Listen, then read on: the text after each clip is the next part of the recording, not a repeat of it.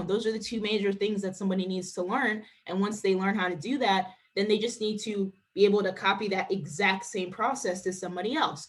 So number one, you got to make sure you're giving people all of the necessary tools to win. Do you have a centralized location or something that you're able to give all of your teammates that they can kind of follow along, whether it's a checklist, whether it's somewhere where they can access presentations or audios or objections or how to fill out things. All of that information you need to have available, or make sure you're showing your teammates how to do those things so that they can have all of the necessary tools to win here, right? So that's key. And it has to be simple and duplicatable. If it's not simple, guys, like it's funny, we have drill for skills all the time with our team, which I'm going to talk about in a second. But when you have these, you start to realize, man, and when I'm talking about things and when I'm doing training, is what I'm saying complicated or is it simple? Because when you start training and people are like, what? Or you ask them to repeat what you said and they're like, I don't know, and they're like stumbling over their words. It's like, it's too complicated. We gotta shorten it so people can hear it a couple times and be able to say the exact same thing back, right? Because the second question that Bruce always asks us is, so the first one is it worth it? So them telling their story, that's huge. And then, can I do it?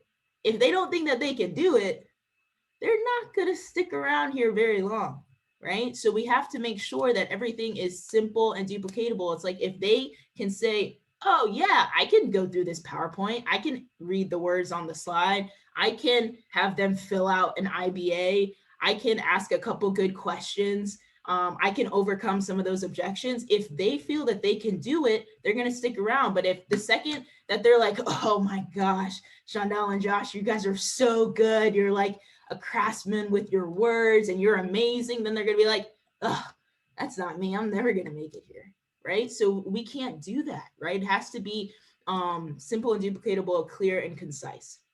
So have that system in place. Then you have to get them licensed ASAP, guys. Licensing is one of the most important things. Even like, I think this may be a conflict in some people's businesses. It's like, hey, no, maybe you got to do a lot of other things first before you get them licensed. No, I really don't care. You need to get licensed ASAP. If you haven't seen the presentations beforehand, okay, we got to see the presentations after, but I don't want to pause that process. Because if we need to get them to district leader, they need to get licensed as soon as possible. You can't get to district leader without a license. You can be here 90 days, 6 months, and go on 1 million appointments and recruit the world and not be licensed, and you're not going to get to district. So I need people to be in class. What's your process? I try to send every single person that I'm working with to class. Every single one. If they don't have a pre-licensing class offered, there's online study plans, and there's also review courses that are on Zoom that people can go to sometimes on the weekend or during the week. But I get someone registered right away at the IBA. Hey, when are you free to go to class? We got to get you in class. So that's huge. Then we also, within our team, we have incentives. We incentivize people to study and post where they're at. And we give out things. Hey, who's finished chapters, who's taken a simulator, who's scheduled their exam. Those things are huge. So you want to make sure that you have a system in place and incentives to help have people want to study, right?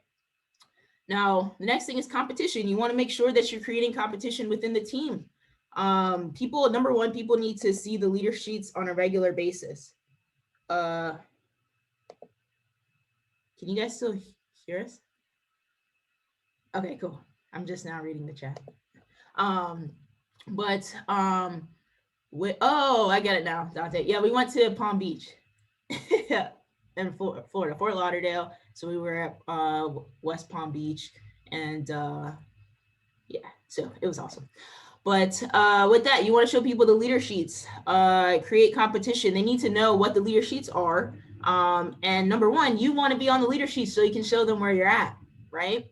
But number two, you want to show them, if you're not on the leader sheets, at least show a brand new person, hey, look, this is a rep, right? This is what they did or where they're at. They got 2 recruits. Hey, do you think you can do that? Or they got a sale. Can you do that? Right? Because when you look at the rep sheets, I mean, sometimes you'll see some things that are out of the ordinary, like a rep has like 25 recruits for the month. But outside of that, a majority of people, you just want to get them to get on the sheet, and everybody below that is just doing 2 to 3 recruits, right? So show people, if they see the leader sheets, they're going to be like, oh my gosh, the right person is going to want to get on there, right? Also, since we're not in person, guys, your teammates need to know each other. They need to know who's on the team, right? And who's on each person's teams, right? Because you have teams within teams. So if they know other people within the team, they can be a little more competitive with each other within the team. So I know that there's certain people on our team right now that are like, oh my gosh, I'm going for this person, I'm going for that person. But if they don't know each other, then you just have a bunch of individuals that you're trying to coach, and nobody has the team camaraderie. So you got to make sure that that's in place. And then also, who are they representing, guys? Like, do you have a team where people want to represent you? They want to fight for you. They want to compete and get to number one. Are you talking about that on a regular basis within your team? So that's major. Now, as far as some of the technical things that I'm doing with people, you want to make sure you're doing the right things. I think that's one of our major shifts, Josh and I, that we've made, is because we were always really good at recruiting and bringing people in, but now you have to make the shift of bringing those people in and doing the right things with these people. And we're not perfect yet, because we haven't created as many district leaders as we would like in the first quarter, but we're getting better. But when you look here, you want to start giving people responsibility. And I know this for me was a little tough, because I am an S as far as like stability and structure. So I want to control as much as possible with everything. And so it was really hard for me to be like, all right, go ahead, do this. Because then I'm like, oh my gosh, they're going to mess it up. I'm not going to get the sale because they're going to say something wrong, or they're going to say something and we're not going to get the recruit to get started or whatever. But you got to let that go. You got to let people start doing things. Like, this is their business. So you have to allow them to step up. So every time Shaq says, hey, everybody needs to be going on at least 10 appointments. So after the first 2 appointments, the new recruit needs to start presenting somewhere, whether it's 1 slide, 2 slides, the whole presentation, but you got to give them that expectation that they're going to start presenting at some point.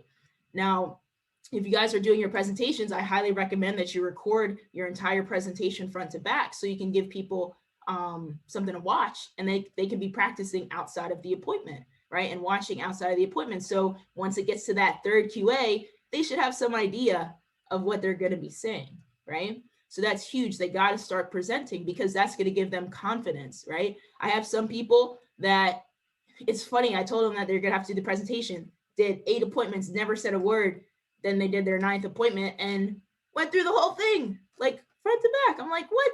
You could have been doing this appointment way before now, right? Then you have some people that are like, yeah, I got it. And after their 3rd appointment, they're doing the whole thing as well. But if you don't release the reins, then that's never going to happen, right? Also, on the recruiting side, you need to have them on all of your recruiting meetings too. So I try to, as much as possible, if I'm going to be recruiting for, like, for example, Jen or Nicole or Aaron or Shalene on my team, I want them to be on the recruiting meeting so they can learn how to close as well, as far as the recruiting. Because yes, we're great at doing it, but I need them to be great at doing it. So they need to be watching me do that as well. Sometimes it's not going to link up with their schedules because a lot of them are still working, but for the most part, I try to schedule the recruiting meetings where they could be available or hop on if possible. You got to inspect what you expect in all areas of your business. So after every single meeting that you have, talk to your teammate, ask them, okay, what did you see? Do you have questions? Do you think you can say that? What questions did they have? How do you felt that went? What did I say here? What were their objections? You got to make sure that you're going through it with them in every single situation, recruiting and for the clients. Now, as far as drill for skills, I think that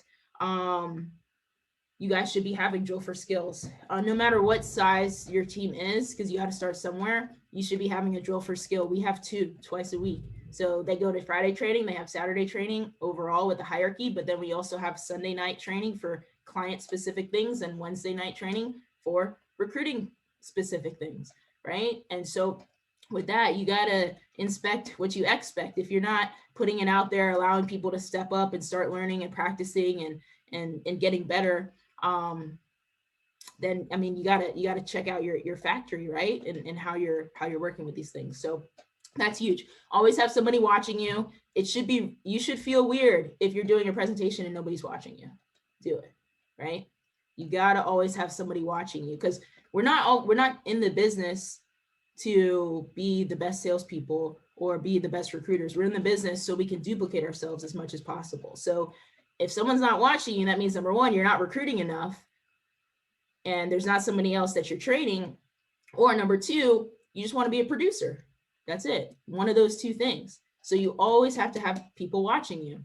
And then have them start checking in with their teammates, right? So as far as like attendance, Saturday training, have them start checking in. Hey, have them check in about their studying, where they're at for their licensing. Just with everything that you feel that you do for the team, you want them to start checking in with those things for their teammates as early as possible, right?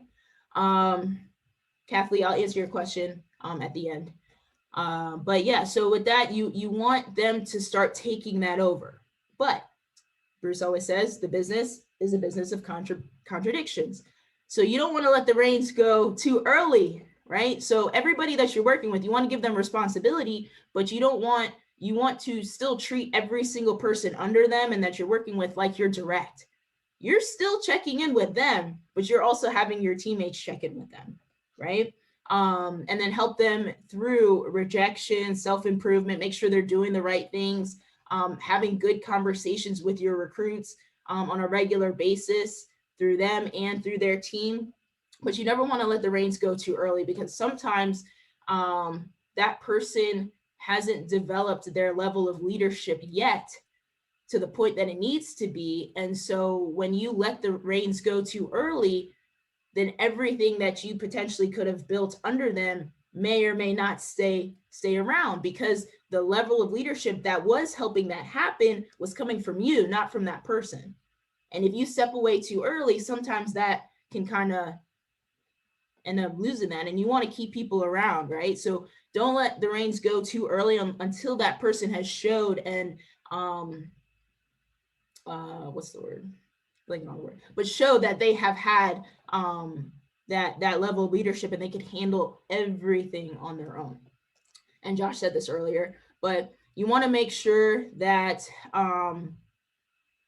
you're tracking how many district leaders you're producing. So once every quarter, make sure that you're looking at that. What adjustments do you need to make? How can you make it easier? I think last week we talked about the building cycle not last week, but the week before that, the building cycle. How quickly can you get somebody to independent? I think we've kind of figured out that for us, it's roughly 60 days or so, right? You got to be thinking about those things. How quickly, because then you can kind of predict your year. And if you start compounding, how quickly that'll start to pick up and go from there. But that's kind of some of the technical things, guys, that you want to be doing with your teammates. Josh is going to wrap us up with some other points here. Yeah, so she ended that, and this is we're gonna use this to send to a lot of our district leaders. We're gonna send this video to them so that they can focus on the right things. Once you are a district leader that can do 3 by 3,000 by yourself, you must create more district leaders that can do the same thing on their own. And she talked about, the cycle of which it takes to somebody, the cycle of which it takes to bring someone from scratch to independence is about 60 days. And we call that the building cycle. A sales cycle in real estate is like 9 months to a year on average. A sales cycle for life insurance is what? 1 to 2 appointments. A sales cycle in investments might be 3 to 6 appointments, depending on the size of the account. But the cycle of building is 60 days. So what does that mean? That means that in April, can I draw? I can't draw. That's weird. Just say what you are gonna say, and I'll draw it.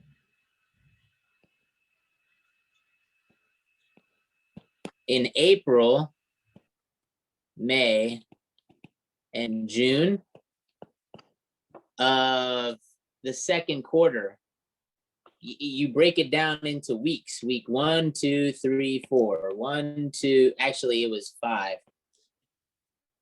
I'm sorry. No. 4. Yeah. So this one's going to be 3, 4, 5, and then 1, 2, 3, 4. So if you recruit a direct in this week right here, boom. Or 2 directs in that week, and 1, 2 here, 1 direct here, and 1 direct here, and this direct turn out to be the ones that want to pick up and move and play the game with you, and they're responsive, and they're taking you on appointments, and they're letting you build under them. They're coachable, they're enthused, they're excited. Okay, it's going to take them, they will be ready to go like right around here. Right around there.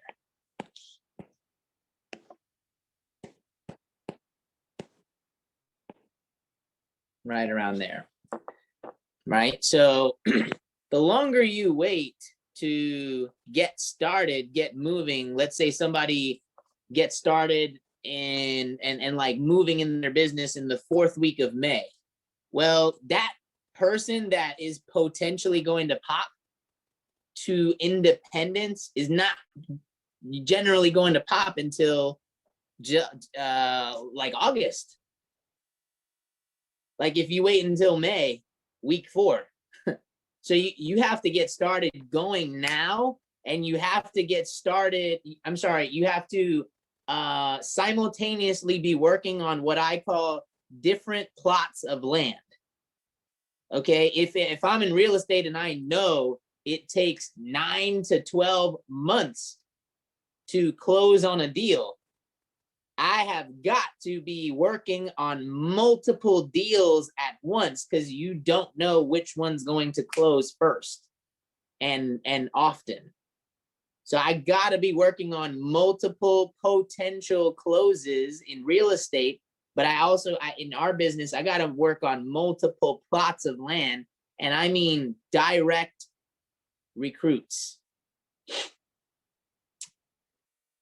And in the I'm gonna clear that. So anyways, to gain somebody like that in your business, more people, there's a certain type of environment that has to be welcoming for that person to come in and want to be a part of whatever it is you have going on. Shaq, actually, we got all this from what Shaq talked about yesterday on the full-timers training.